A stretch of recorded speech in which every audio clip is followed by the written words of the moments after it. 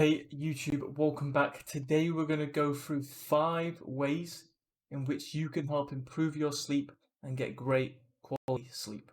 Sleep is massively important no matter what your goal is. 1, simply just health.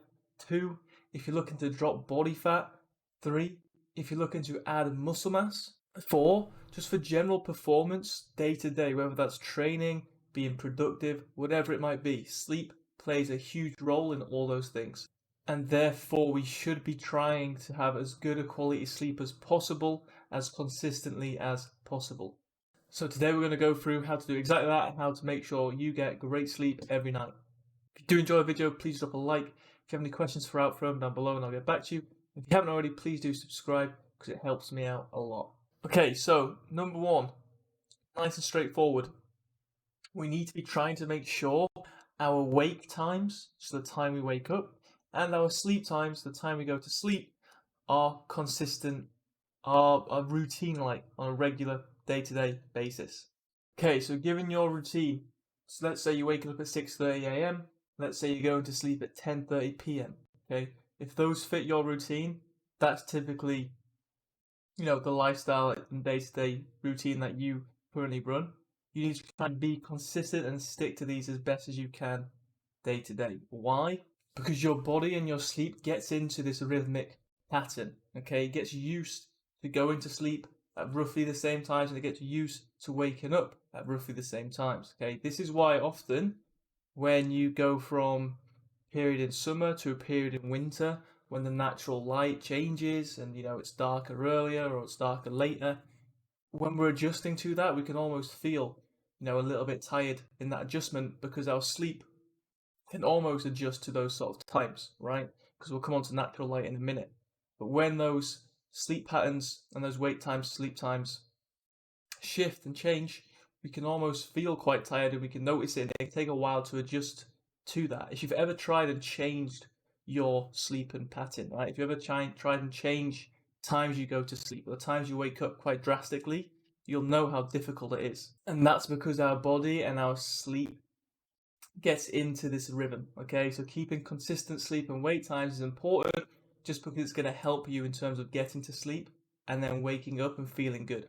Secondly, number 2, we need to minimize or completely get rid of artificial and blue light. Now, a good couple of hours before you go to sleep, you want to reduce or try and eliminate artificial light, which is basically stuff like lights in the house, lamps, stuff like that. And you want to try and mimic the light outside, okay? So, if it's getting dark outside, the lights in your house need to be dark, okay? We don't want it to be dark outside and then light in our house, right? That artificial light is going to interfere with our natural rhythm of going to sleep, which follows the natural light. Okay, as it gets darker, we typically are going to get more tired. Okay. Secondly, we want to make sure blue light, which is light from phones, light from tablets, computers, all that sort of stuff, is again an absolute minimum or eliminated. Blue light actually suppresses our melatonin production. And to keep it simple, melatonin is one of the bigger hormones when it comes to sleep and regulating sleep and helping us to feel sleepy, okay? So if we're suppressing that hormone a good few hours before we're trying to get to sleep, then we're going to struggle to get off to sleep, okay? Now, I will even say this.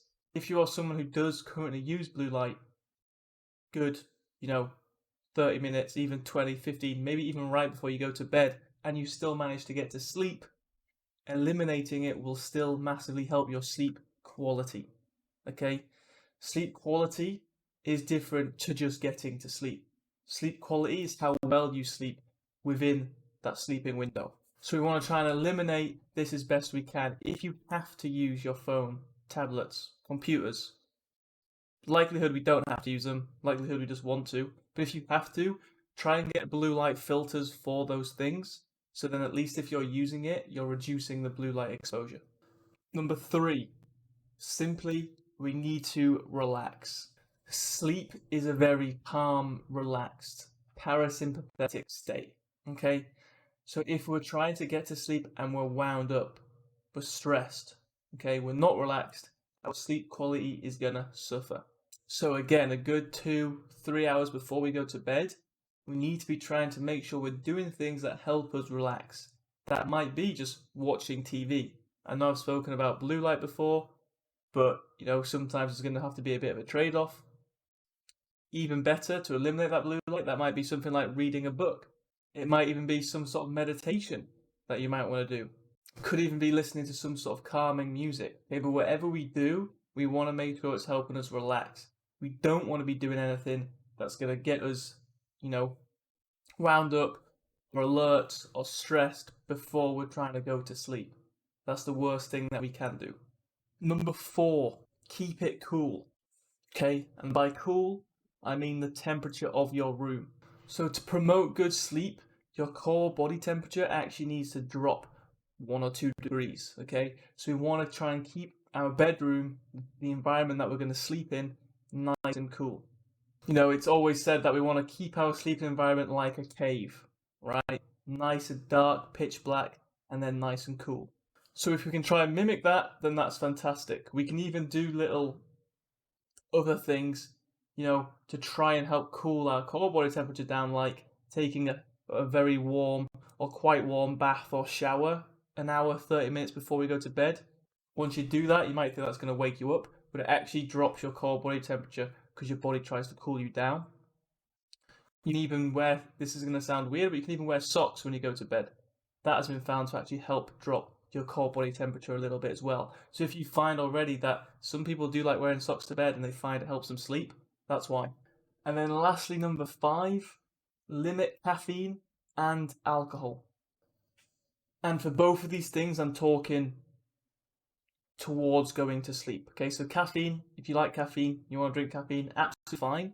But I would try and cut that off sort of midday, maybe no later than, like, let's say 2, 3-ish. Obviously everyone's different, but I definitely wouldn't have caffeine going in towards the end of the day. Why? Because caffeine's a stimulant, and like we've talking about previously, we want to make sure we're in a nice relaxed state. So I'd definitely make sure we're not drinking caffeine past that sort of early midday. And then alcohol. Now, alcohol is a depressant, right? Which means when you drink alcohol, you actually might find that you do find yourself getting sleepy. Yes. And you might not find you have any issue getting to sleep with alcohol. However, it has been shown that alcohol actually disrupts your deep sleep. So again, going back to quality of sleep and that being different to just getting sleep, alcohol is actually going to make the quality of your sleep worse. So we don't want to be drinking alcohol relatively close to going to sleep. So just remember, going off that point again, quality of your sleep is different to actually just managing to get to sleep. People can get to sleep, which is a good sign, but people can get to sleep and the quality of sleep still be poor. So if you're wanting to get the most out of your sleep, which you should be, no matter what your goal, just even for general health, then we need to try and make sure the quality of our sleep is as good as it can be. Hopefully you found this video helpful. If you did, please drop a like. If you had any questions from down below, I'll get back to you. And if you haven't already, please do subscribe, because it'll help me out a ton. Catch you on the next one.